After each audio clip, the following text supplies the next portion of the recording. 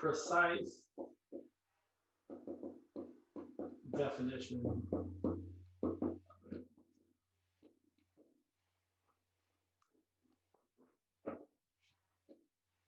limit as x approaches.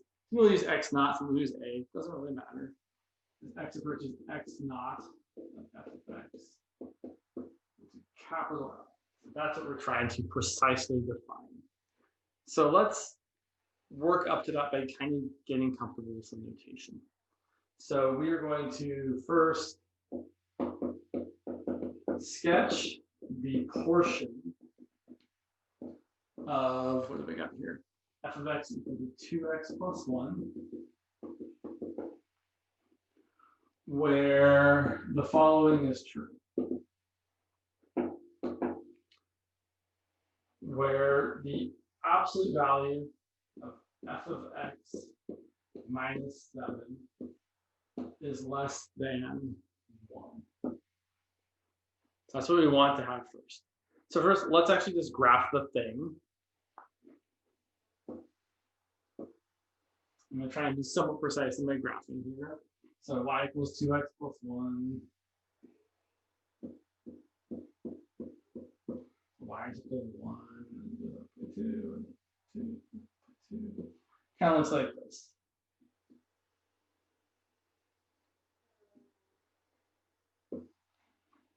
And I want the difference between my function, f of x equal to 2x minus 1, and 7, which is 1, 2, 3, 4, 5, right there. I want the difference between those to be less than 1. So what I want here is that, I mean, I can solve the inequality. I can write this as f of x minus 7 is less than 1, bigger than -1. And then I can add 7 to all three parts of the inequality. And get 6 is less than f of x less than 8. So for the difference between f of x and 7 to be less than 1, f of x has to be between 6 and 8.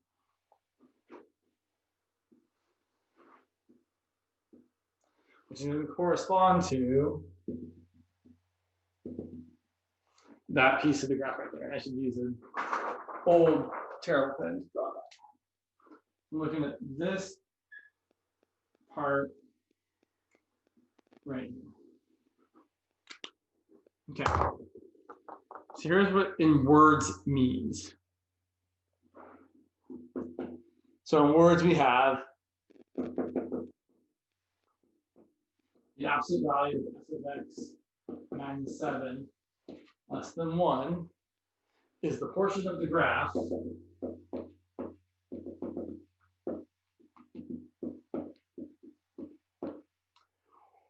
containing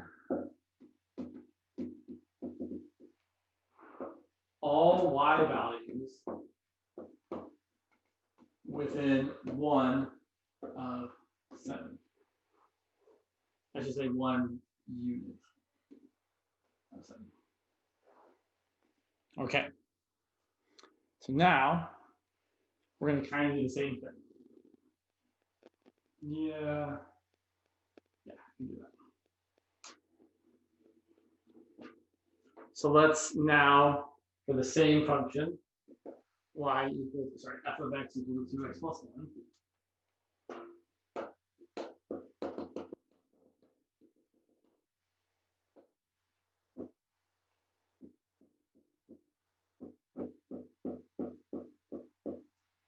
Which again looks like that.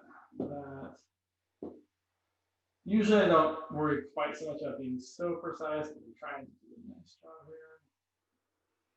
Yeah, okay, that looks wonderful. We'll pretend it's nice. Okay, so now for this next one, we want to instead ask to graph this piece, where the absolute value of x minus 3 is less than 1/2. Or as I often think of it, the difference between x and 3 is less than 1/2. So we can solve this inequality. X minus 3 is less than 1/2. It's bigger than -1/2. And we can add 3. 3 plus 1/2. So this might be a personal pet peeve. I don't know. It might be everybody else. I don't like to write 3.5. Most people don't, at least in calculus, we usually don't write mixed fractions. We usually write them as either fraction, like improper fractions, or as decimals. So you can write 3.5, or you can write 7 halves. And then -1/2 plus 3 is going to be 5 halves.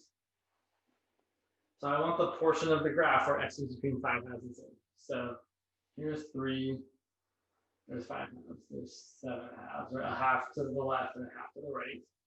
And then going up here, so I want to make sure you're right.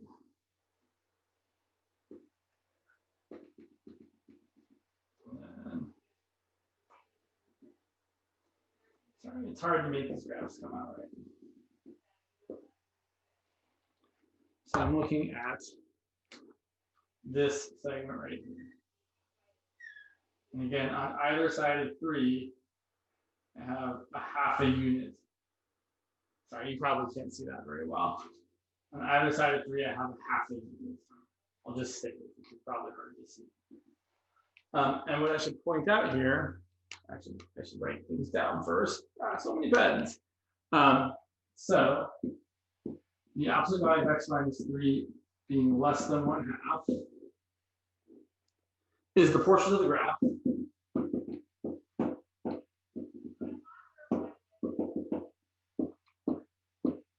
containing x values within 1/2 of 3. Okay. Now here's kind of the maybe not so surprising reveal. This graph, or this portion of the graph, and this portion of the graph are the same, right? So what we're seeing here is that, right, this is 6, and this is 8. That's 7. So what we're seeing here is that the absolute value of x minus 3 being less than 1/2 is the same portion of the graph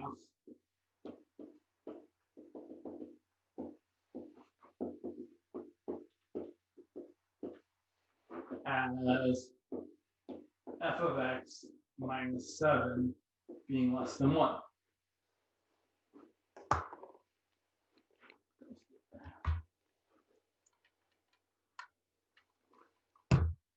Okay, we're going to modify this slightly, but essentially still have the same thing.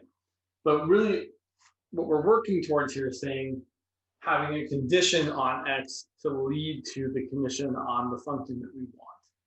So let's actually make our parameters a little bit smaller. I'm going to maybe try and exaggerate my graph a little bit.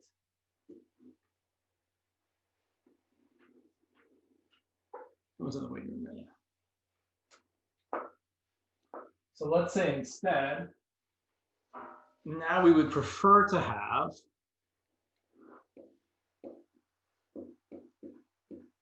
in fact, actually, let me go back to the previous one for 1 second. So I just want to point out, right, that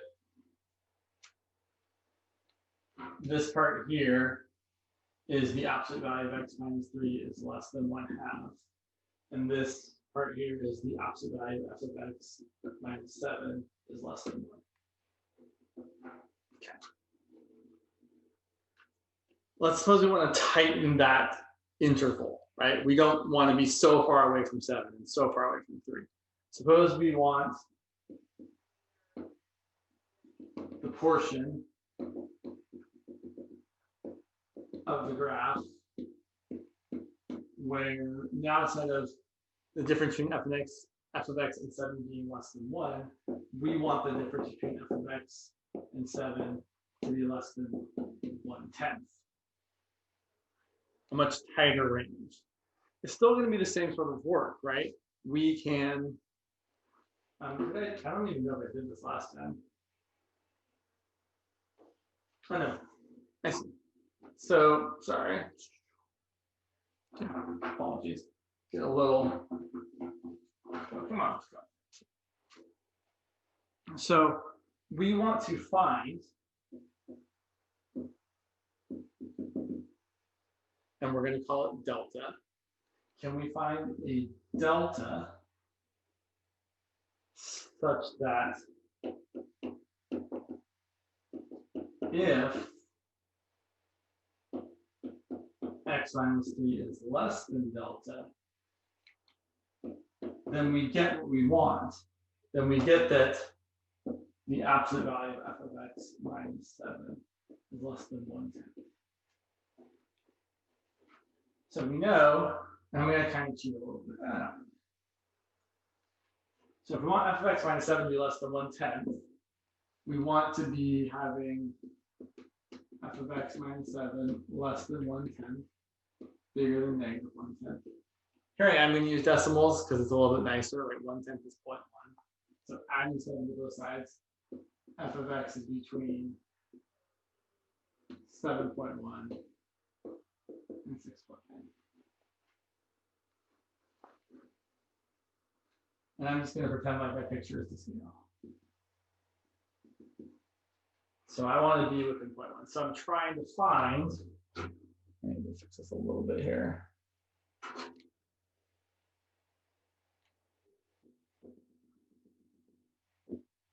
I'm trying to find the x values to the left and right so that if my x's are in that range, then my function values are in this range. So here's what we're going to do. We're going to start with this. We're going to start with f of x minus 7 less than 1/10. But we're actually going to use the function that we're working with, which is 2x plus 1. So we're going to start with the absolute value of 2x plus 1 minus 7 is less than 1/10. And we're going to work towards getting some sort of restriction on the absolute value of x minus 3. And I will tell you that for linear functions, this is always very straightforward, or almost very straightforward. So we're just going to manipulate this until we get an x minus 3 popping up. The first step is going to be just to simplify, so you get the absolute value of 2x, 1 minus 7 minus 6, less than 1/10. And then we can factor out a 2. So you get the absolute value of 2 times x minus 3 is less than 1/10. And that 2 can come outside of the absolute value because it's already positive. So I can actually write this as 2 times the absolute value of x minus 3 is less than 1/10. And finally, I can divide both sides by 2. So the absolute value of x minus 3 is less than 1/10 divided by 2 is 1/20. So here's what I need. I need to be 1/20 to the right, so 3.05, or 1/20 to the left, which is 2.95. And that is my value of delta. So here's what we're saying. I think I can erase some of this here. In this particular part of it, we're saying that if the absolute value of x minus 3 is less than our delta here, which is 1/20, then it is true that the absolute value of f of x minus 7 is less than 1/10. Right? If our x's are within this domain, our y's are within this range. And so the idea here, and I should actually really kind of trying to be very explicit with things here, right? This is our x naught. This is our limit. And what we're saying is if we're within delta on either side of what x is approaching, then our y values will be within what we're going to call epsilon of what we think the limit is. So we're going to generalize this. Can we always find a corresponding delta for this sort of equation? And the answer is most of the time. Probably all the time. Sometimes there's ones that are weird and really very challenging. So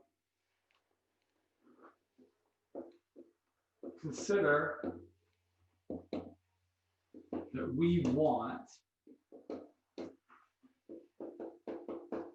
f of x minus 7 to be less than some epsilon, where epsilon is a very, very small positive number. I mean, it can be large, but we usually think of it as being small.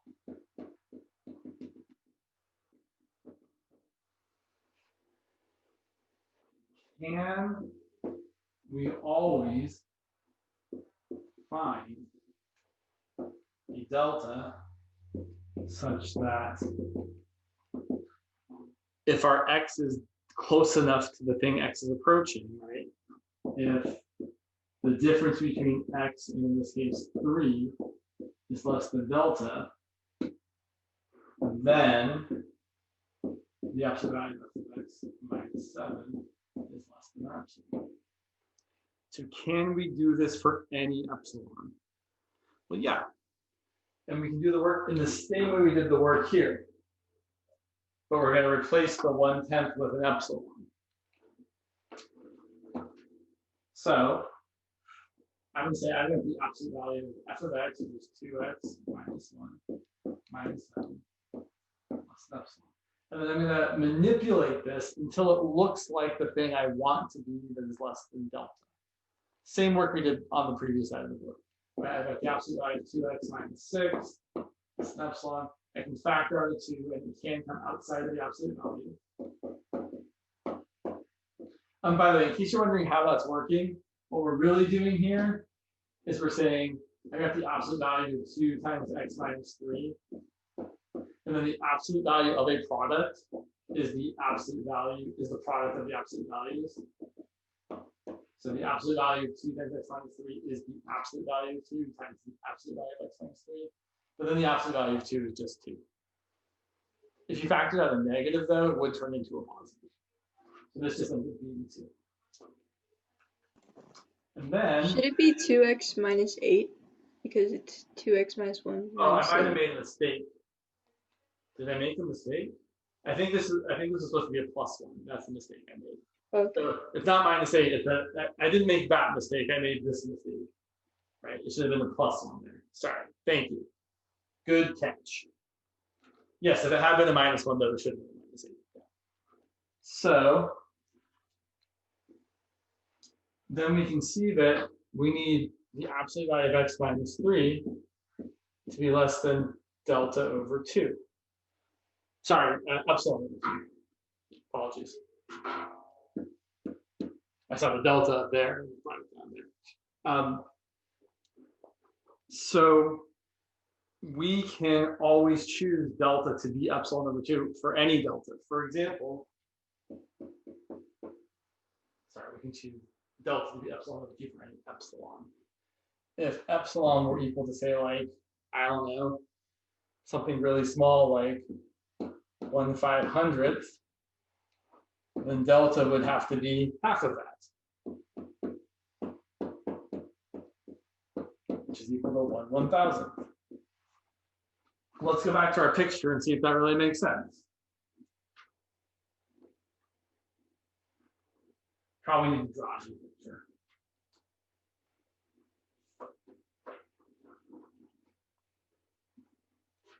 I might end up using a mixed fraction here. Sometimes we use mixed fractions.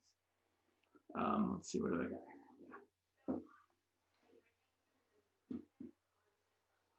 Just gonna draw like this. So if I am 1/500th to the right or to the left, so yeah, I am going to write it as a mixed fraction because it's a little bit terrible not to. So here I am at 3 1/500th. Or you could write 3 plus 1/500th. That's probably how I actually write it. And here we're at,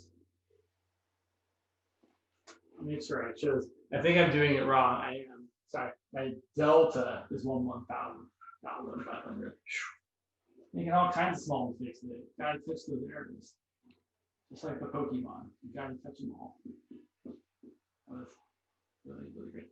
And 1/1000 to the left is going to be 3 2,900. Oh my gosh. Brain work. 3 and 999. Holy smokes. Just quit. It's done. Too many mistakes. 2 and 999 thousandths. And if those are where we are to left and right, well, I know this looks bigger than it should.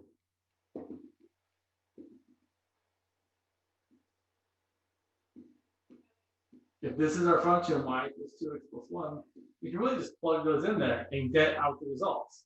So if I plug in 3 and 1/1000th, 2 times 3 and 1/1000 plus 1 is going to be 6 and 2/1000ths plus 1, which is going to be 6 plus 1 is 7, and 2/1000ths is 1/500th.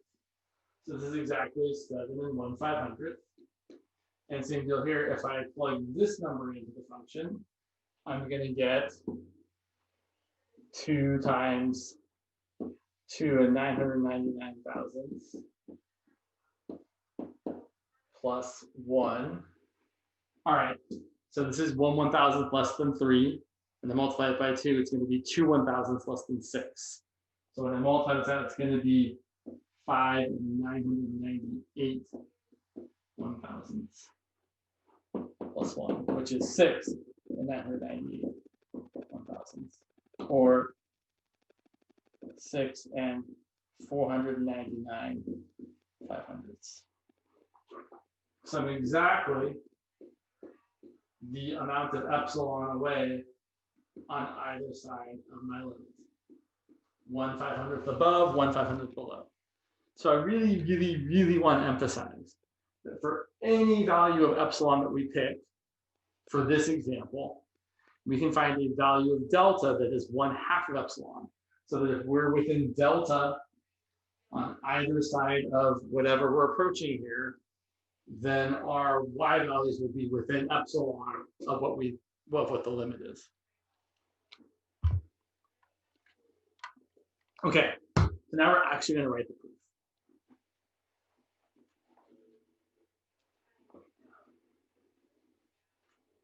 We already know that we want delta to be 1/2 of epsilon. I will mention that people really kind of vary on the format that they like the way the proof to look. I try to keep it as kind of short and simple as possible. So here's what we're trying to do. We're trying to prove that the limit as x approaches 3 of 2x plus 1 is equal to 7. So we need to show, and so this is kind of before the proof. This is the before part. We need to show that for every epsilon greater than 0, emphasizing every there exists a delta greater than 0, such that if the absolute value of f of x minus the limit is less than epsilon. So, Karen, got the m part first. It's been a while. So it's just that if the absolute value of x minus 3 is less than delta, some people like to throw on that this is also greater than 0 here, because technically x shouldn't be equal to 3. So this, right? If we're doing the limit as x approaches 3, right, if you're doing a limit when x approaches 3, you're not actually ever getting to 3.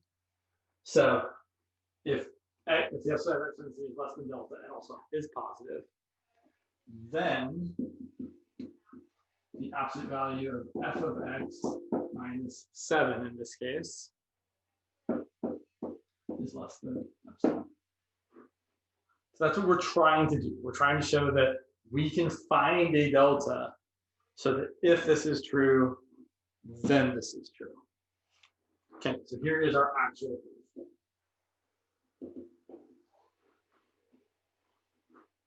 And so this is kind of based on the fact that we've already done this. Sometimes you'll have to do this work before you can write the proof. So for any epsilon greater than 0, if delta is equal to epsilon over 2,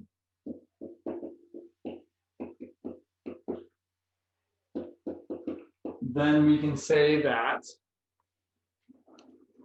the absolute value of f of x minus 7 is equal to the absolute value of it's equal to f of 2x plus 1 minus 7 is equal to the absolute value of 2x minus 6 is equal to 2 times the absolute value of x minus 3. But then we know that x minus 3 is less than delta, and our delta is equal to epsilon over 2. So this is less than 2 times epsilon over 2, which is equal to epsilon. This is what we wanted. Thus, we have shown that if the absolute value of f of x minus, keep wanting to jump to the end. If the absolute value of x minus 3 is less than delta, then the absolute value of f of x minus 7 is less than epsilon. And that's what we wanted. I was trying to be not too wordy, but I almost always try and write a little too much with these proofs. But this is kind of the whole idea. We want to show that if you have this, so that was epsilon over 2, then you get this.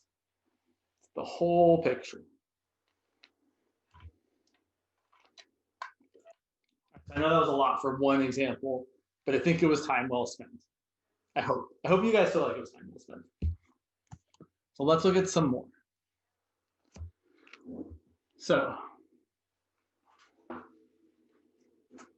here's kind of the general sum up here.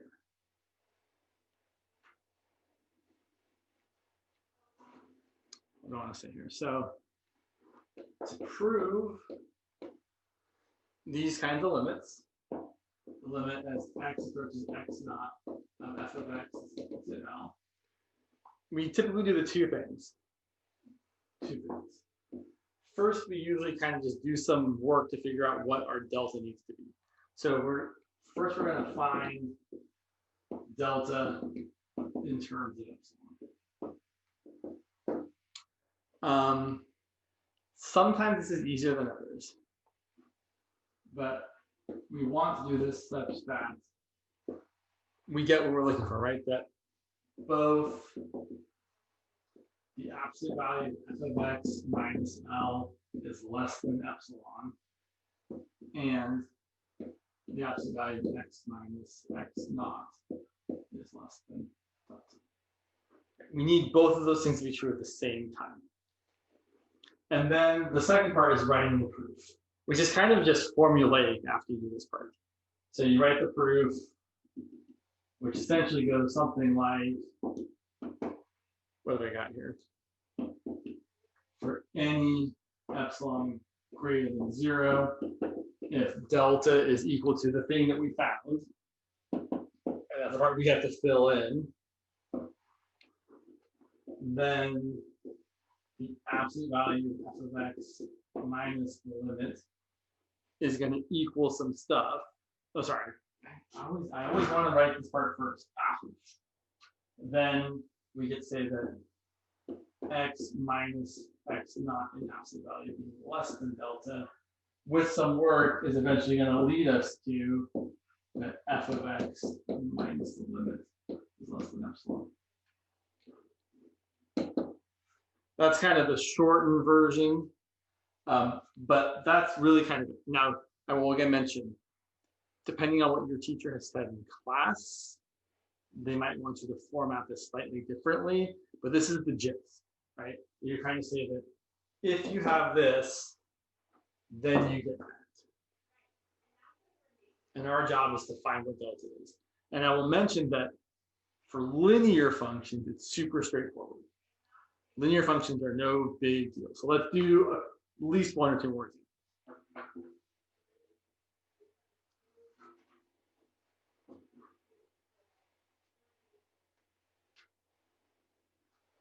Again, if you have questions, feel free to chime in. We're going to do this next one. So we're going to prove the limit as x approaches 4 negative 3x plus 7 is equal to negative 5. Sure, that seems fun. So we're going to do the work first. So here's the work, which is really not part of the proof necessarily. It's kind of like our side work. So I know that I want the absolute value of x minus 4 to be less than some delta. And I want the absolute value of negative 3x plus 7 minus negative 5 to be less than some epsilon at the same time. I need both of those things to be true. And so what we're always going to do, is, at least for these linear ones, what we're always going to do is we're going to manipulate this until we get something like that. So I'm going to simplify. Negative 3x is 7 plus 5 is 12. And then what can I factor out from that? Or what should I factor out from that? 3. 3 is one answer, and that's mostly right. Let's see what happens when I factor out 3.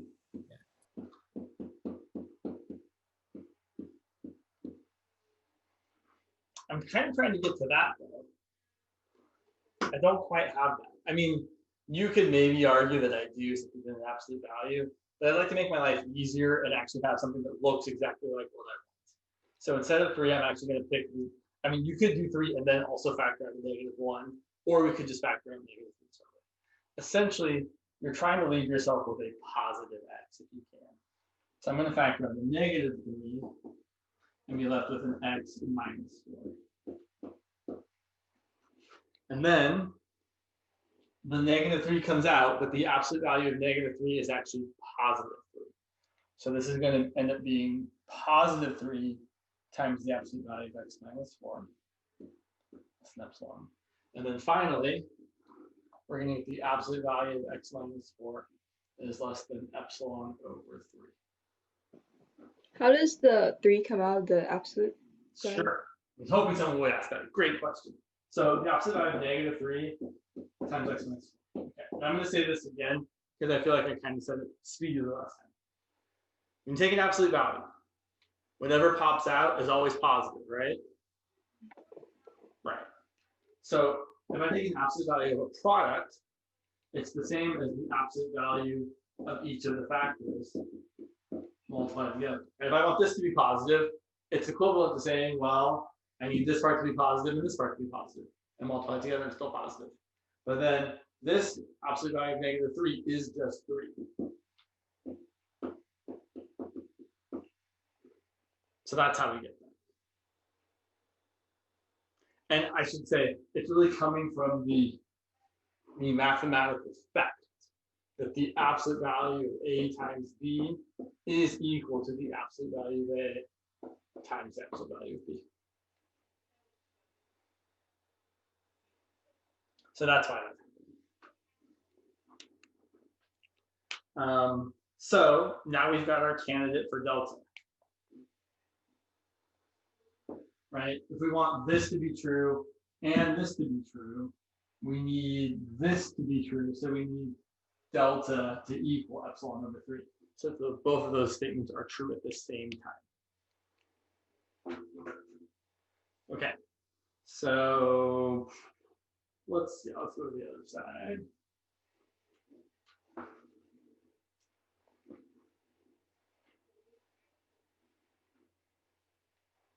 So we're trying to prove that the limit as x approaches, I already forgot what it was, 4, negative 3x plus 7 equals negative 5. And we know that we need delta to equal epsilon over 3. So here's our proof. I'll be honest, my proofs are usually a little wordier. I'm gonna write this one slightly different than the previous one, just kind of show you how I like it. So a lot of times in math, when you write a proof, there's kind of 3 things you do. It's kind of overkill, I'm not gonna lie. You tell them what you're gonna tell them, then you tell them the thing, then you tell them what you told them. So they really get it, right? You want to make sure the person who's reading is like, I know what they meant. They prepared me for it. they did it, and then they summarized what they did. So here's how I often write these proofs. So let me see, proof. So we want to prove, I'm starting off, that's a little bit. So we're going to start off by letting epsilon be greater than 0.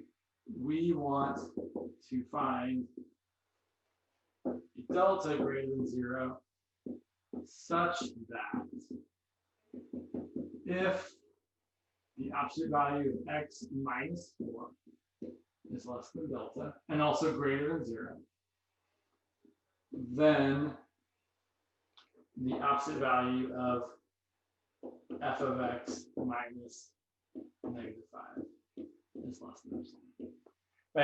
Right here, I haven't actually done it yet, but I'm telling the person reading my proof, I know what the definition of a precise definition of a limit is, right? I know that I need x to be really, really close to 4 so that my y values are really, really close to -5. By the way, I'm going to say that again because I want to make sure that I've said it. All this means is that x is getting close to 4, right? The difference between x and 4 is really small. And all this means is that f of x is getting really close to -5.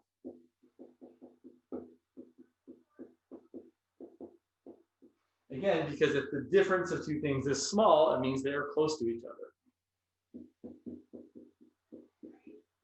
So when you read these absolute value of x minus something is less than delta, you should just think, oh, x is close to that something. And when you see the absolute value of x minus -5 is less than epsilon, you should just think, oh, f of x is close to -5. All right, so then we're going to do the thing. So we're going to pick delta equal to epsilon over 3. Right, that's the work we did on the other side of the page. I'm going to erase this because it's kind of note. Then we can see that the absolute value of x minus 4 less than epsilon over 3. And this is where some people show a lot of work. This is where some people are like, I already know what's going to happen. We're going to say that the absolute value of x minus 4 less than epsilon over 3 implies, that's what this double kind of arrow means. You can use the same word, right? Implies that I can multiply both sides by 3, which then I can bring that 3 in as a negative. So it's absolute value of -3 times x minus 4 less than epsilon. I can distribute if the absolute value of -3x plus 12 less than epsilon. And finally, I can break this up as -3x plus 7 minus -5 less than epsilon. That's what we wanted. Right? We wanted to start with x minus 4 is less than delta and get to f of x minus the limit is less than epsilon. And then I usually say one last sentence like, thus, we have shown that the limit as x approaches 4 of -3x plus 7 is equal to -5. It might be a little more wordy than you actually need to be, but it's kind of the way I got used to writing them when I was a student, taking 21A so long ago. I actually took 21A at UC Davis. All right, so this is kind of the gist. And I will point out that it's always going to be this kind of thing for linear functions, right? If your function is linear, then your delta is just going to be epsilon divided by the absolute value of the slope, right? The slope was -3, my delta was epsilon over 3. In the previous problem, my slope was +2, my delta was epsilon over 2. And for linear functions, it's always going to work out that way, which is nice. So now I should ask you guys, although I'm afraid the answer is what I don't want to do. That's all right. Are you guys talking about delta epsilon proofs or nonlinear functions? like for x squared or the square root of x or anything like that. Yeah. So Yeah. like 1 over x. Totally, yeah. Okay. Yeah, limit of like, yeah, just. So those are definitely more challenging. And there are different ways to attack nonlinear precise definitions of limits. But I'm going to kind of do what I'm pretty sure your book does. So we'll talk about it this way.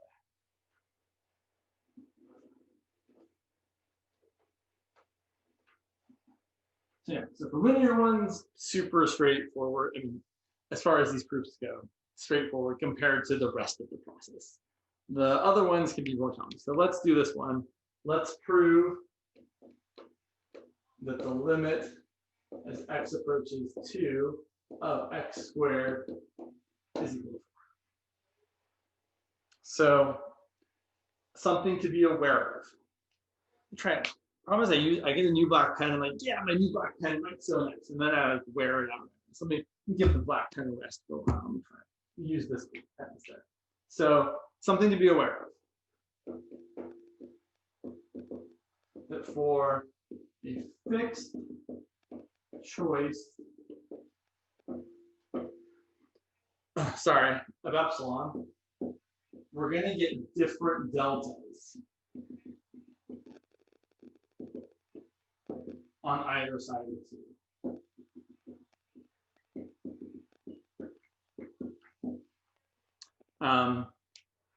Yeah.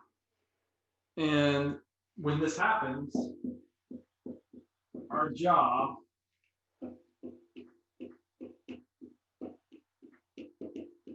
is to pick the smaller one, or the minimum of the 2 deltas.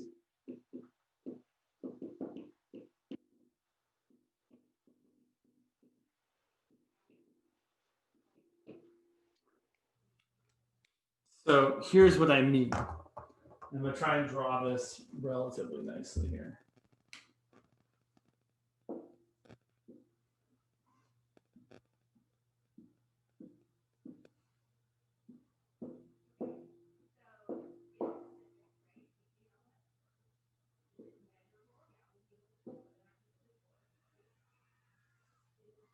So let's say that is our function, y equals x squared.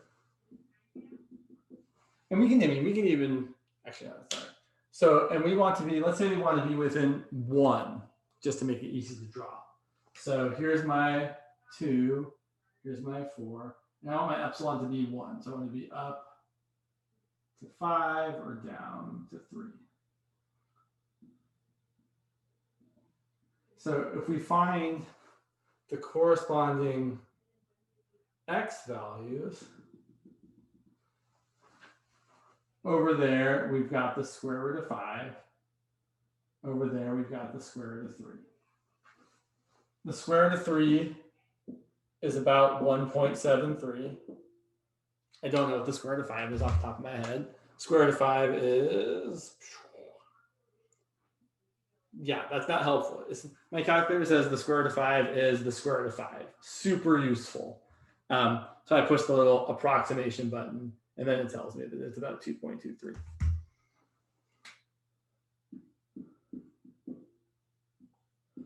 And here's the thing. So this distance here, so this delta, which I'll call delta 2, that delta is about 0.23. Whereas on the other side, delta 1 is about 0.27.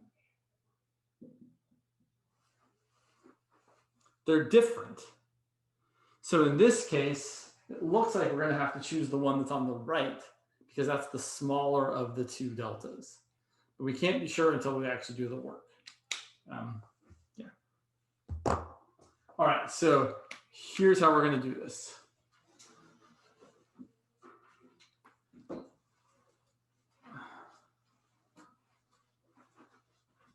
And this is where I will warn you, this gets a little bit this starts to feel a little bit weird. So we are going to, for the proof, here's what we need. We need that x minus 2 is less than delta. And we need that f of x minus 4 is less than epsilon. So we need that x squared minus 4 is less than epsilon. And then, so this is where I feel like things are a little weird. We're going to isolate x here. So we're going to say, okay, because so there is another way of doing this where you factor this as x minus 2 times x plus 2, and then you do something with the x plus 2. If you've seen that method before, that's not how we're going to do it here. Instead, we're going to isolate x, and then we're going to add 2 or subtract 2 from both sides. So I'm going to say that x squared minus 4 is less than epsilon, bigger than negative epsilon. I'm going to add 4 to everything. So the x squared is less than 4 plus epsilon is less than 4 minus epsilon. This shouldn't be super surprising based on our picture, right? Our picture, right, if we're looking at this, where this is 4, our function y equals x squared, we want to be, right, as high as 4 plus epsilon, as low as 4 minus epsilon. So it makes sense that our function, which is x squared, is between 4 plus epsilon and 4 minus epsilon. And now we're going to square root both sides. So that x is less than the square root of 4 plus epsilon and bigger than the square root of 4 minus epsilon. And I feel like there's something I need to say here about negatives. You do want, like, so you have to be careful about negatives, right? If x was approaching a negative number, we'd probably have to actually take the negatives of these instead of the positives, but it's not an issue here. All right, so now I'm going to, right, I'm trying to get to this, so I'm going to subtract 2 from both sides.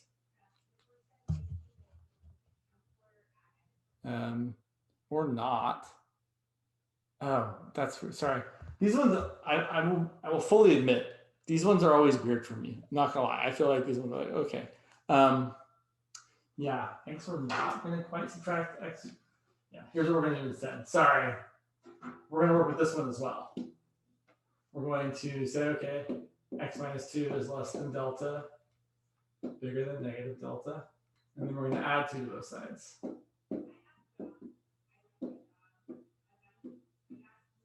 Like that.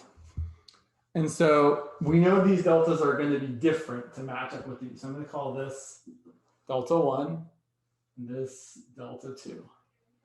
And the idea is we're going to set this equal to this. This is totally, sorry, the thing I was saying before was probably just fine. This is just a different way of doing it. We're going to set this equal to that. So we have 2 minus delta 1 equal to the square root of 4 minus epsilon, which means 2 minus the square root of 4 minus epsilon is equal to delta 1. And we have 2 plus delta 2 is equal to the square root of 4 plus epsilon. So delta 2 is equal to the square root of 4 plus epsilon minus 2. Okay, now here's the thing we have to answer. Which of these is smaller? It's not really immediately obvious. If we look back at the graph, it's a little bit easier to see. It's not really, not from my graph. I think, from the example we did, we can see that the one on the right-hand side is actually the smaller one. I feel like I'm saying the right thing, but it feels kind of wrong. But no, that's right. I'm just kind of crazy. So yeah, so if you're not sure, what you can do is you can pick a value for epsilon and then just check and see. So pick anything you want for epsilon and then see which one is the smaller one. So I like picking epsilon equal to 1 because it's fine. If I do that, 2 minus the square root of 3, probably going to be real nice and useful here. Yeah, thanks, calculator. Is 0.27 and square root of 5 minus 2. I know we already did this. I'm just doing it again.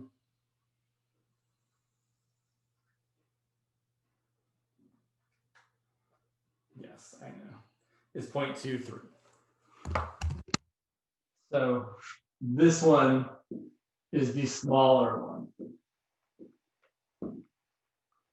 Okay, so now for writing the proof, and this is where, again, we have to kind of be careful. Yeah. So also, just to point out, why do you pick the smaller one? Well,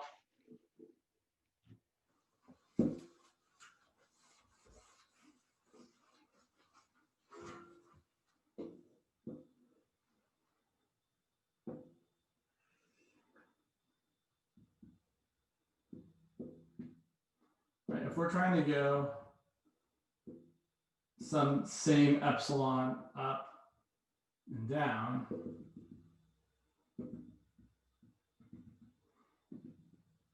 and here's, I made those look too much the same. No, those are fine.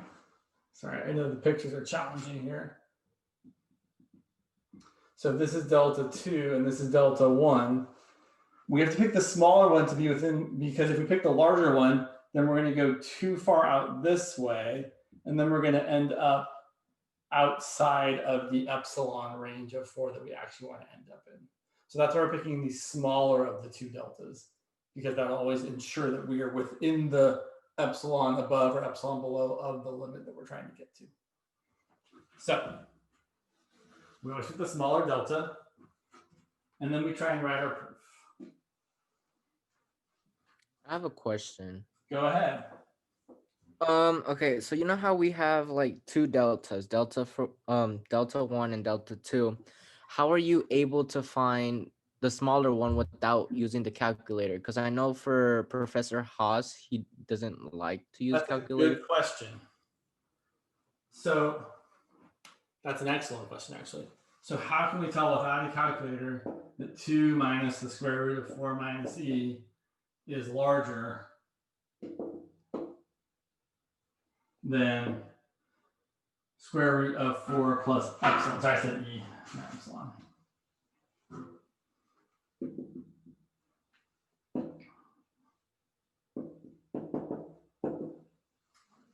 So you could pick a number that's easier to evaluate. For example, I'm going to pick, what am I going to pick? I mean, you could go real, like, so for example, you could pick 3. I know that seems kind of big, but it'll work. So pick epsilon equal to 3, then this one is 2 minus the square root of 4 minus 3, which is 2 minus 1, which is 1. For this one, you're going to get the square root of 4 plus 3, which is 7, minus 2. But I know that the square root of 7 is smaller than 3. This is less than 3 minus 2, which is equal to 1. So this is the smaller one. So that's the smaller one. Because when I picked some value for epsilon, I ended up getting that was the smaller expression. So it should be true for whatever epsilon you pick, as long as it's not like weirdly outside of the domain or something, that the one that's smaller is always smaller and the one that's larger is always larger. So you should be able to pick any convenient number, to plug in, and then you can see which one it is. You can also look at the graph, right? Looking back at the graph, it was clear from the graph that the delta 1 that was to the right was the smaller one, because the graph gets steeper as you go further and further. So if the graph is steeper over here, you get the same amount of change in y for less change in x, or the same amount of epsilon for less delta. So whichever part is corresponding to like the steeper part of the graph is going to have the smaller delta. So I will just mention, as kind of a corresponding piece of information, if we were doing a square root one like that, and we had like some, I don't know, just let's pick some x naught here, and you wanted to have, we picked some epsilon like that and epsilon like that.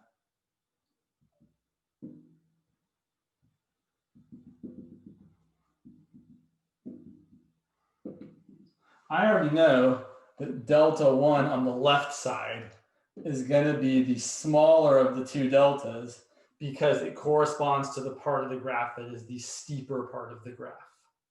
Right? So in this portion here, I get some amount of y change for less amount of x change than I do in this portion here. Right here I have to go further xy's to get the same amount of change in y. So if you can draw the graph of the thing, which is not always a thing to reasonably assume, but if you can draw the graph, it should be clear that the part that corresponds to the steeper part of the graph is the side you want your delta from. Okay. So then we can write the proof.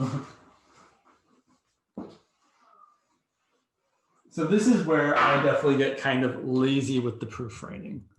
Here's what I'm going to say. I'm going to say for any epsilon greater than 0, if delta is equal to the number we found, which is that one,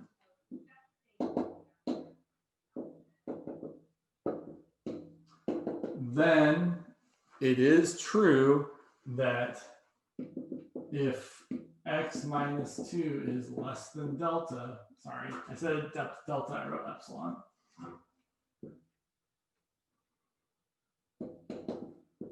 Then the absolute value of my function, which was x squared minus 4, is less than epsilon.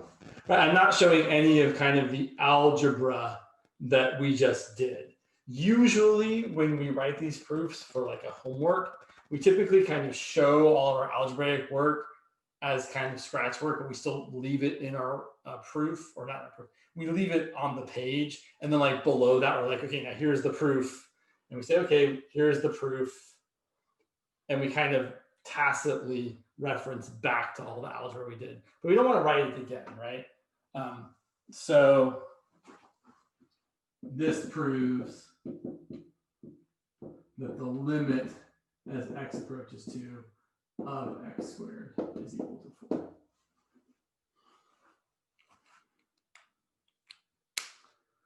So again, I will mention there are other ways to do this. I don't know how your professor is necessarily teaching it because people do it different ways. When I learned how to do this, taking Math 21A at UC Davis many years ago, it was taught a different way. So I'll just warn you that there might be conflicting ways of teaching this.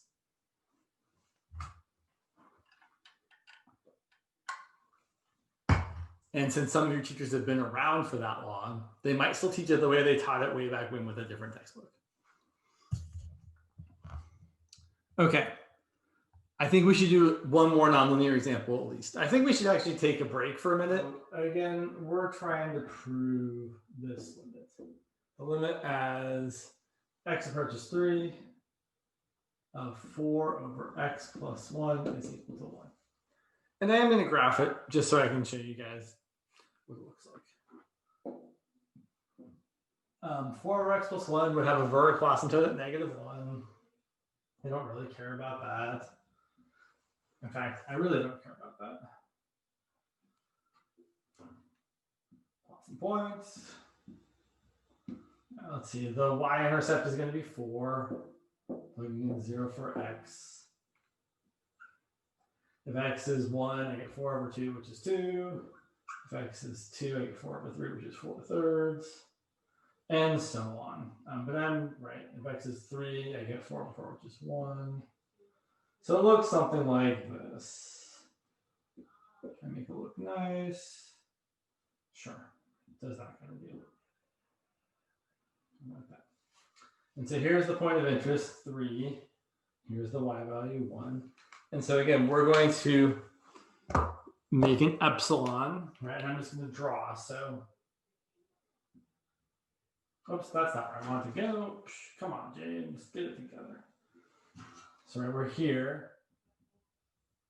And we're going to go, we're not going to make a real large choice for epsilon. So we're going to go like maybe up this much and down this much. So here's our 1 plus epsilon. Eventually we're going to, there we go, okay. And there's our 1 minus epsilon. And so looking at the corresponding deltas, right? Here is our delta 1. And there's 3 minus delta 1 right there. And there's our delta 2. And that point right there is 3 minus delta, sorry, it's 3 plus delta 2. So by graphing this one, I think it's pretty clear which of the deltas is going to end up being smaller.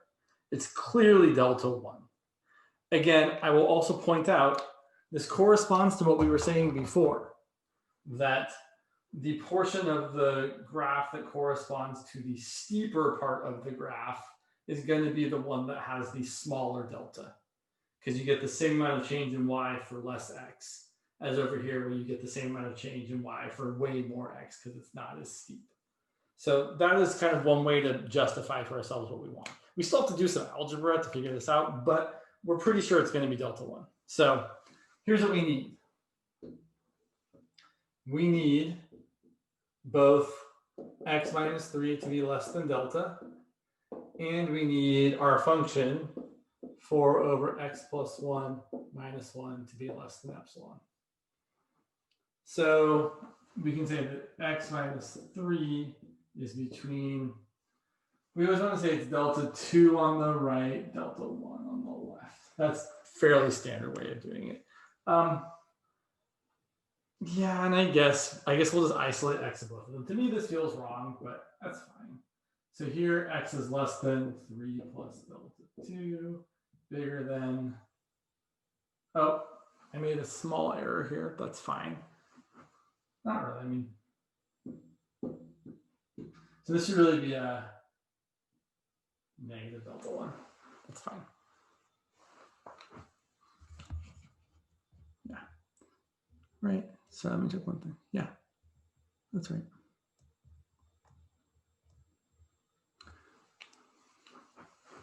Okay. Stop me if you have questions. So we're going to do the same kind of work over here, and we're trying to isolate x. So then we can compare the things we have, the things with epsilon to the things with delta. So I've got 4 over x plus 1 minus 1 is less than epsilon. It's bigger than negative epsilon.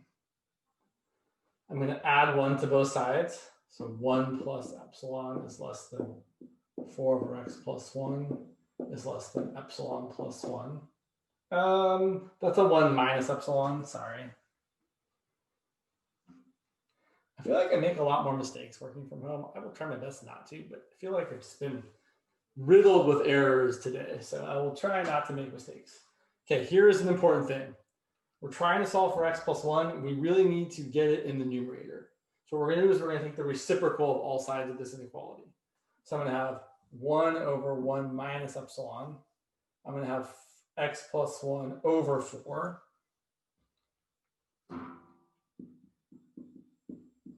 And I'm going to have 1 over epsilon plus 1.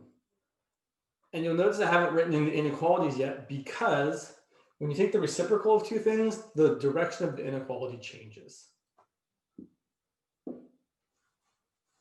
In case you're not sure about that, which is fine, here is a very easy example to see that it's true. 2 is less than 3, but the reciprocals, 1/2 is bigger than 1/3. So in case that wasn't immediately obvious, now I think it's fairly obvious. All right, now we're going to isolate x. We're going to multiply everything by 4. So I get 4 over 1 minus epsilon is bigger than x plus 1 is bigger than 4 over epsilon plus 1. And finally, I'm going to subtract 1 from both sides. 4 over 1 minus epsilon minus 1 is bigger than x is bigger than 4 over epsilon plus 1 minus 1. Okay, so I've got this. I feel like this line here is not helpful. I've got this inequality, and I've also got this inequality. That x is less than 4 over 1 minus epsilon minus 1, and x is bigger than 4 over epsilon plus 1 minus 1. Okay, so then we have to do the thing. Well, so here's the thing. If we didn't have this picture, we wouldn't know that delta 1 was the smaller one. So we would actually have to take each of these, solve for the deltas, and then try and decide which one is smaller. So it's not too terrible, but it is some work. So here's what that looks like. So setting these equal to each other, 3 minus delta 1 equals 4 over epsilon plus 1 minus 1. I'm going to add delta 1 over here and bring all this stuff over here. So I'm going to add 1. I'm going to subtract 4 over epsilon plus 1. And that's going to be my delta 1. Versus, I'm going to set this equal to that. So 3 plus delta 2 equals 4 over 1 minus epsilon minus 1. I'm going to subtract 3. So delta 2 equals 4 over 1 minus epsilon. Minus 1 minus 3 is minus 4. Okay. So now the question is, which of these is smaller? Right? It's not easy to tell without plugging in a number. We can plug in the number, but it's got to be something that is smaller than 1. Right? Otherwise, we'll have some weird things happening here. So we could like plug in 1/2 and see. By plugging in epsilon equal to 1/2, I get 4 minus 4 over 1/2 plus 1 is 3/2. That's 4 minus 4 times 2/3 is 8/3. That's going to be 12/3 minus 8/3, which is 4/3. Here, if I plug in 1/2, you get 4 over 1 minus 1/2 minus 4, which is 4 over 1/2 minus 4. 4 divided by 1/2 is 8, minus 4 is 4.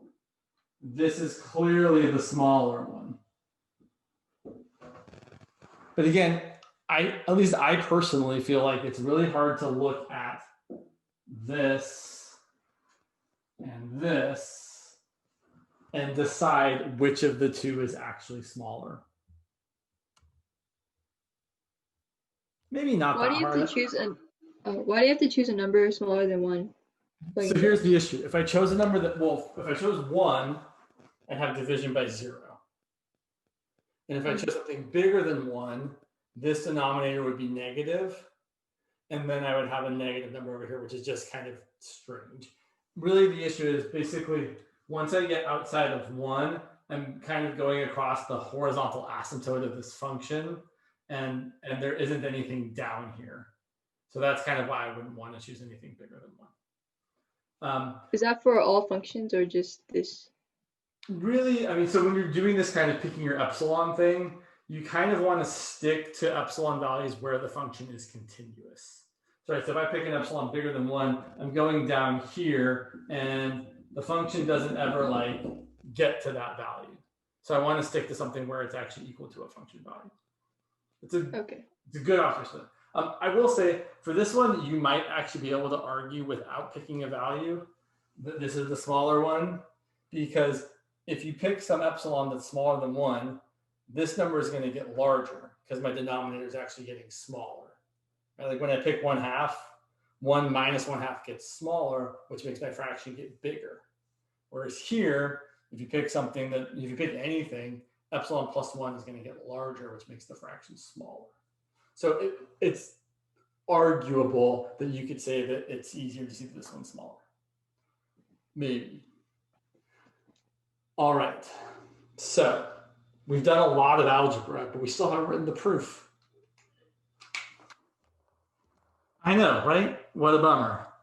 So the proof is going to be short and sweet. So if I were proving this, I would leave all this work up and I would say, okay, here's my proof.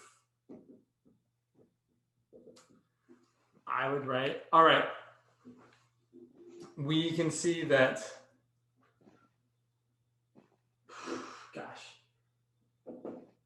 for epsilon greater than 0, we found, I'm like really kind of like, I'm tired of this problem. I just want to write my proof. We found that delta equal to the thing that we found, which was 4 minus 4 over epsilon plus 1 gives us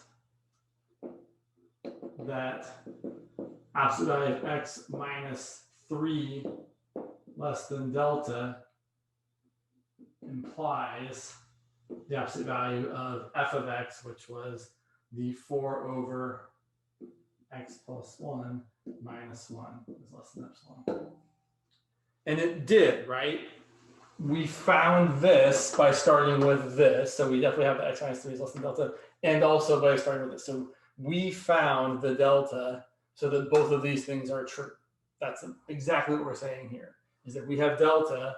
It's specifically this ugly 4 minus 4 over epsilon plus 1, such that if x minus 3 is less than delta in absolute value, then the function minus 1 is less than epsilon.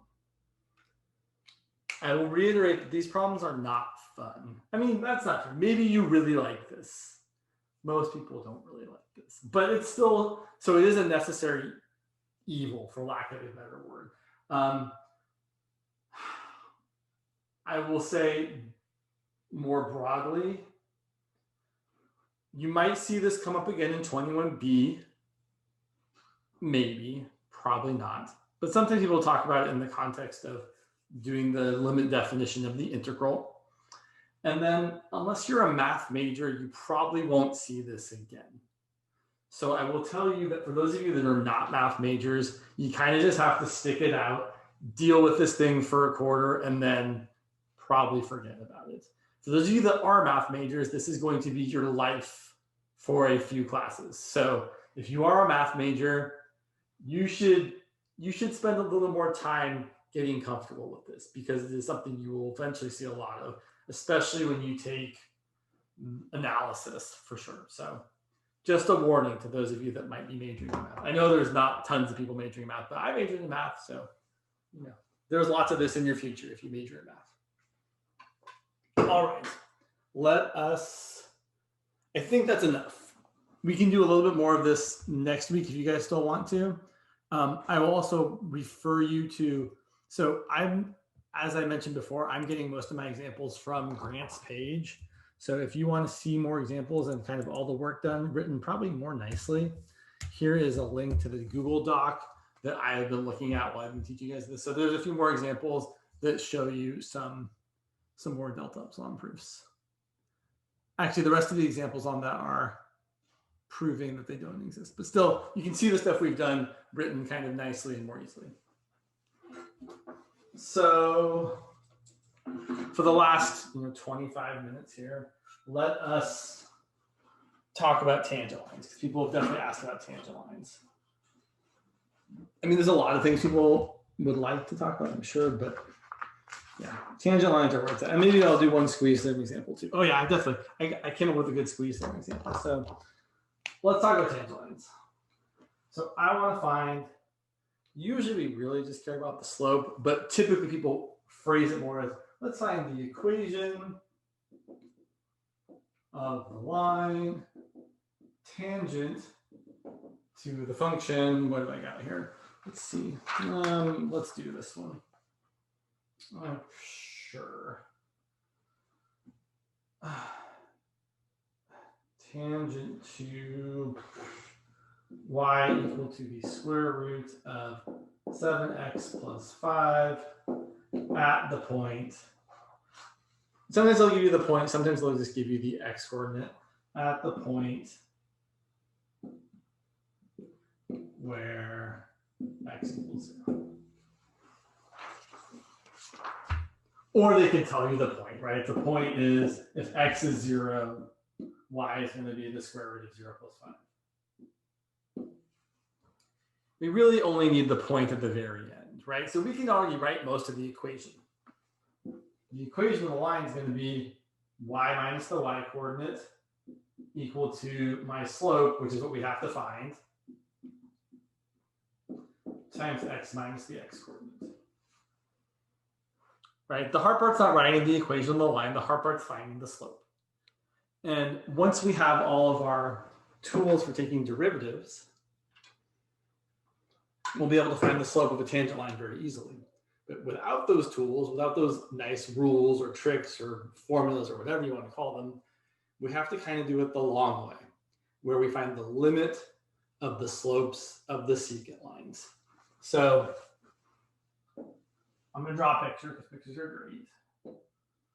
So my square root function looks, I don't know, something like that. I know I've got an intercept there at 0 square root of 5. And I'm going to find the slope of a secant line between this point and some other point, which we're going to usually call h, comma, well, I should really say it's 0 plus h, comma, f of 0 plus h. Right? We're going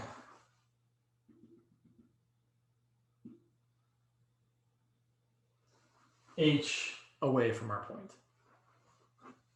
So the slope of the secant line is going to be f of h minus f of 0 all over h minus 0.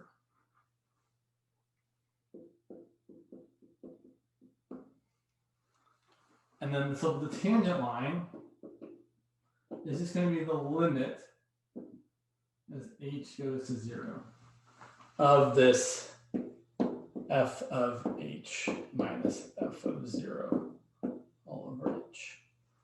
Ow! I just kicked my chair.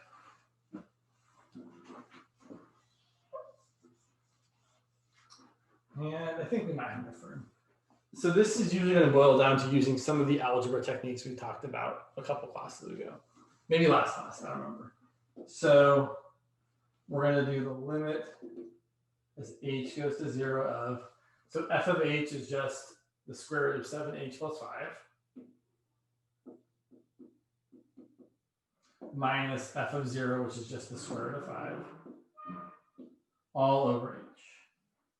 And you'll notice, not for the last time, not for the first time, that most of these limits, when you're trying to find the slopes of tangent lines, are always going to be 0 over 0 types of limits. Right? If you plug in 0 for h, you get 0 on top, and you plug in 0 for h, you get 0 on the bottom. And so we have to employ some sort of algebraic technique. In this case, the technique is multiplying by the conjugate. So we're going to multiply by the square root of 7h plus 5 plus the square root of 5 all over the same thing.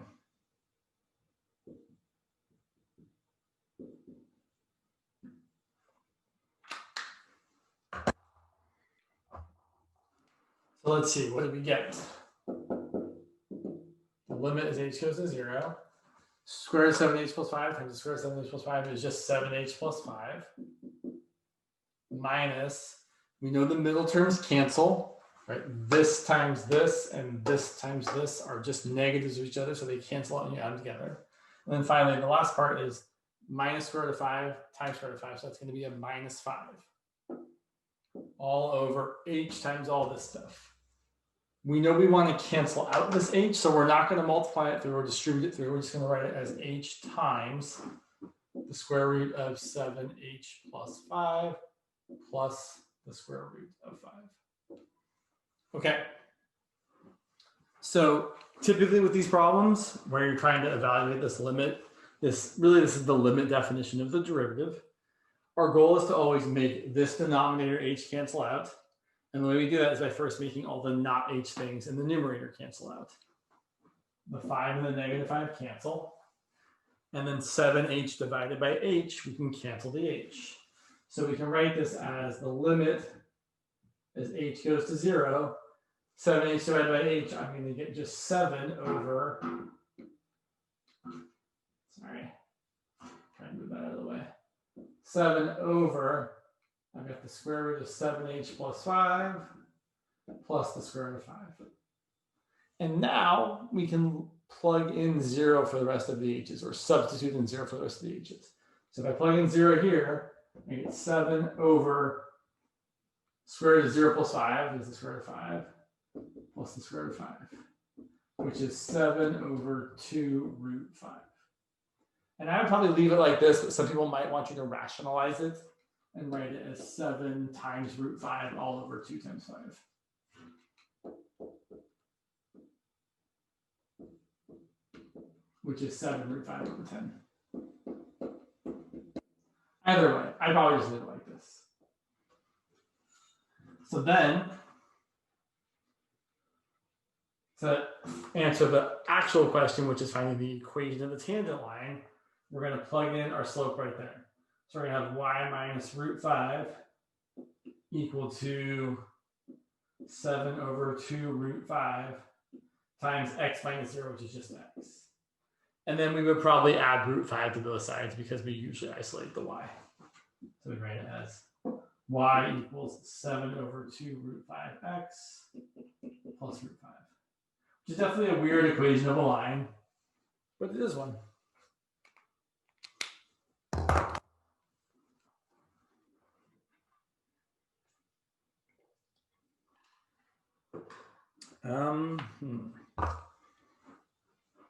Questions about this one? I have a question. So when we're canceling out the h's on the bottoms, sometimes I get confused and I like think that 7h is together, so it would become 6h. Why So, is it? So Oh, here, yeah, go ahead. remember, the only h we actually want to cancel out is that first one. Any other h that we've introduced to the denominator later on is fine if it stays there. Yeah. Does that kind of help clarify things? Let me kind of write a little bit more here. So this step here, I've got 7h over h times the square root of 7h plus 5 plus the square root of 5. And this pen is not looking so hot. So if we're not sure which h cancels, I can barely see that. What you can do is you can factor out an h from the top and the bottom before that you cancel anything. So I know it's going to look kind of dumb when I do this, but I'm going to factor out an h from the top. So I'm going to have h times the rest of the stuff, which is just 7. And I've already got an h factored out on the bottom. And we're really only allowed to cancel things that are factored out from everything else. So I can cancel this h with this h. And every other h still remains. Let's do another example to see this kind of idea again.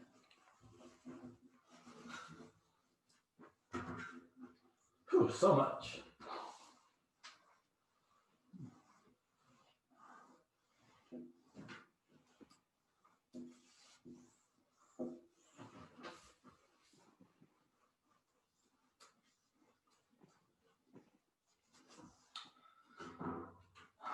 So let us do the following.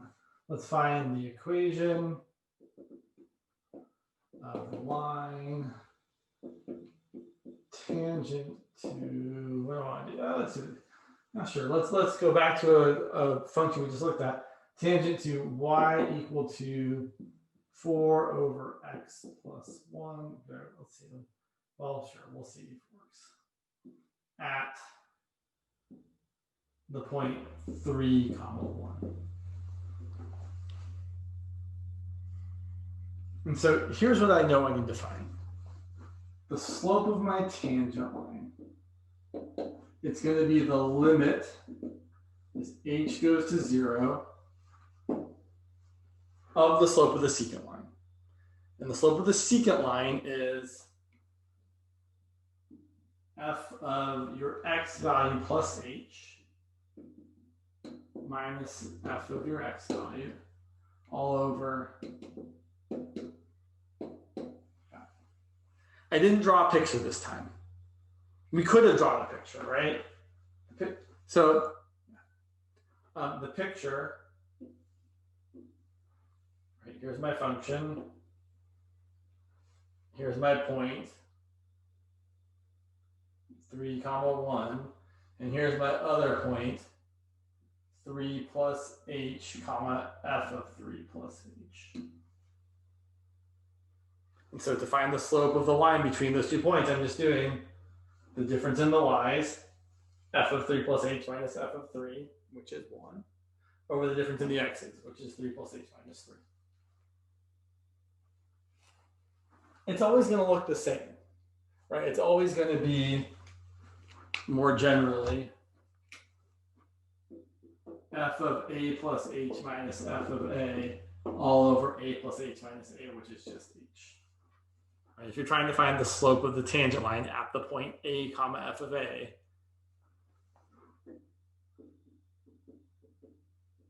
this is how we do it. This is how we do it now, anyway. Later on, we'll find a much nicer, easier way of doing things. Okay. So, denominators. That's the h. We want to cancel out that h, and we don't care about any other h's except for that one. That is the one, and only one. So the numerator is going to look like so. Let's see, I've got f of 3 plus h is 4 over 3 plus h plus 1. And f of 3 is 4 over 3 plus 1, which is 1.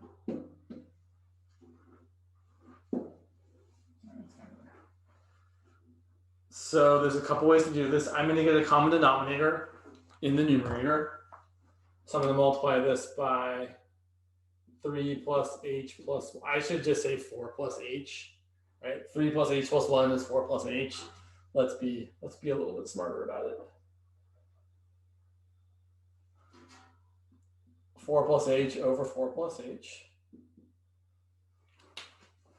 So I end up with the limit as h goes to 0 of 4 over 4 plus h minus 4 plus h over 4 plus h all over h. I should put these two fractions together. So be careful here. When I put these two fractions together, I get 4 minus the quantity 4 plus h all over 4 plus h all over h. I really don't love fractions and fractions.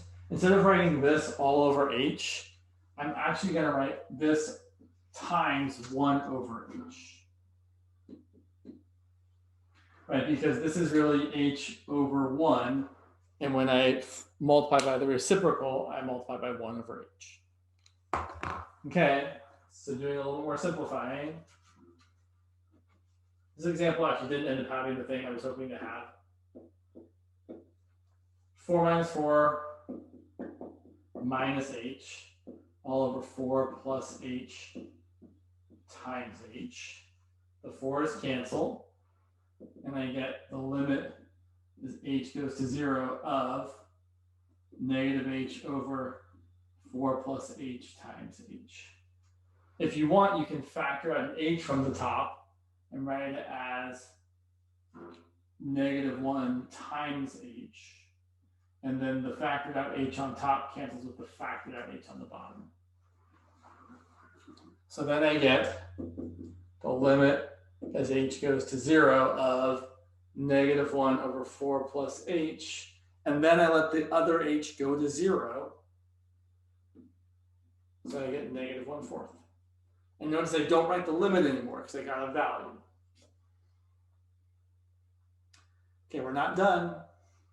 We now have to go ahead and actually write the equation of the tangent line. But that's the easy part. There's my point. There's my slope. Using the point slope form, I can get y minus 1 equals negative 1/4 times x minus 3. And if I was allowed to, I would leave it like this. If your teacher says they don't care which form you write it in, don't do any more work, leave it like that. But if you have to write it in the y equals mx plus b form, which I imagine a lot of people might ask you to do, then we'll say y equals negative 1/4 x minus 1/4 times minus 3 is plus 3/4. And then we're adding this 1 over. So we get y equal to negative 1/4 x. 3/4 plus 4/4 is 7/4. That would be the equation of our tangent line.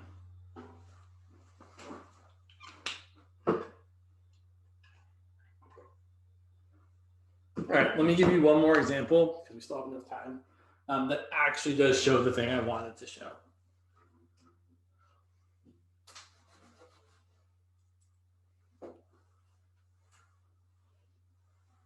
Let me make sure I'm not making a dumb mistake. Oh yeah, we'll do that. Yeah, is that what I really want?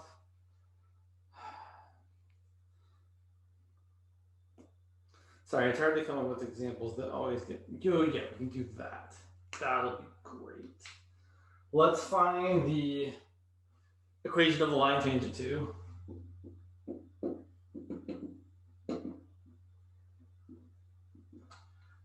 Y equal to the square root of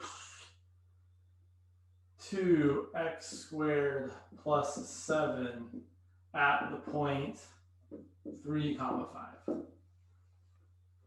Yeah, let's do that one. This one's going to be a little bit more gross algebraically, but that's okay. All right. So once again, I know here's what I'm trying to do. I'm trying to find the limit as h goes to 0 of f of 3 plus h minus f of 3 all over 3 plus h minus 3. I don't really know how to draw this very well, so I'm not going to draw it. I'm just going to say I know how to find the equation of tangent line, right? It's the limit as h goes to 0 of f of your x value plus h minus f of your x value, which is just going to be, right, that's going to be 5 right there, all over h. This is going to be the limit as h goes to 0 of f of 3 plus h, which is going to be kind of gnarly. It's going to be the square root of 2 times 3 plus h squared plus 7 minus f of 3, which is 5, right? You can plug in 3. 3 squared is 9. 2 times 9 is 18. 18 plus 7 is 25. And the square root of 25 is 5. All over h. So now we have to multiply by the conjugate. So we're going to get the limit as h goes to 0 of the square root of 2 times 3 plus h squared plus 7 minus 5 all over h times the same thing on except with a plus. So the square root of 2 times 3 plus h squared plus 7 plus 5 over the same thing on the bottom.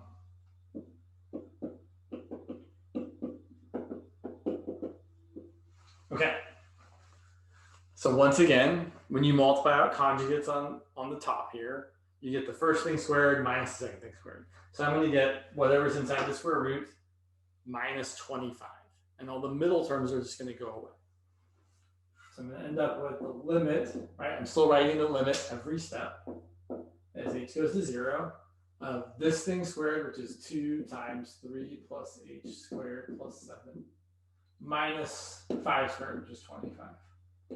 All over h times this thing here, which I don't want to do anything with really. I just want to write it as the square root of 2 times 3 plus h squared plus 7 plus 5.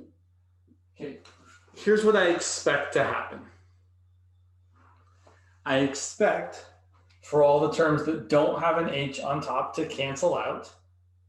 Then I expect to factor out an h from the top and cancel that with this h right here, right? We know we are looking to make this h cancel out. That is our ultimate goal. And then the rest of the h's will go to 0. So that's what, specifically, this h will go to 0. So I don't want to multiply this out in the bottom because that's just doing work that's not going to really count for anything, right? I know that that h is going to go to 0 eventually, so I'm not going to bother multiplying this part over here. On the other hand, I do have to multiply out this 3 plus h squared because I need the stuff that doesn't have an h on top to cancel out. So running out of room, the limit as h goes to 0 of, the bottom is essentially the same, h times square root of 2 times 3 plus h squared plus 7 plus 5. The top, so I'm going to do the multiplying out kind of real quick. 3 plus h squared is 9 plus 6h plus h squared. So 2 times 3 plus h squared is going to be 18 plus 2 times 6h is 12h plus 2 times h squared is 2h squared plus 7 minus 25. And not surprisingly at all, the not h terms, 18, 7, and negative 25, those cancel out. 18 plus 7 is 25. 25 minus 25 is 0. So here's what we're left with. I'm going to write up here because I think that's fine.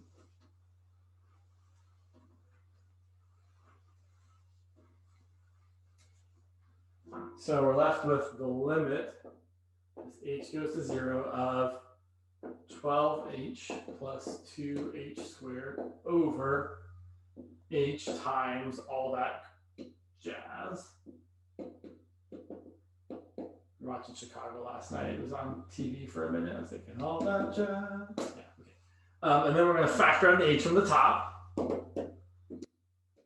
Again, we factor that h out so that we can cancel this h at the bottom. Only this h though, right? This h is still going to stick around for a hot second. H times 12 plus 2h all over h times all that stuff. Really don't want to write it again, but I will. So the square root of 2 times 2 plus h squared. Well, I almost forgot the plus 7 in there. Plus 5. Okay. These h's cancel out. So then I have the limit as h goes to 0 of 12 plus 2h over the square root of 2 times 3 plus h quantity squared plus 7 plus 5. Finally, we get to evaluate the limit and say the remaining h's go away. Plug in 0, this goes away. Plug in 0, that goes away.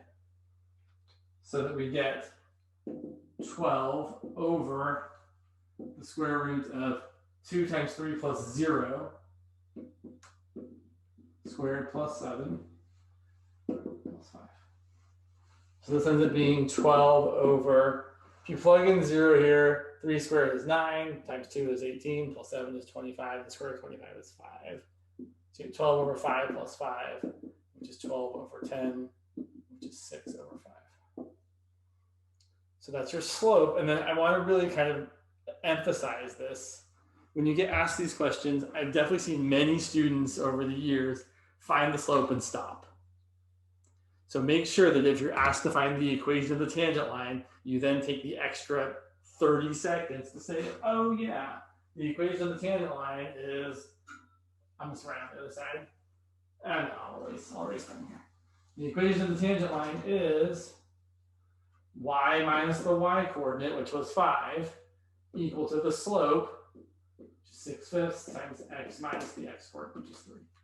And you can leave it like that, hopefully, or if you can't, solve for y, which is just a little bit of arithmetic.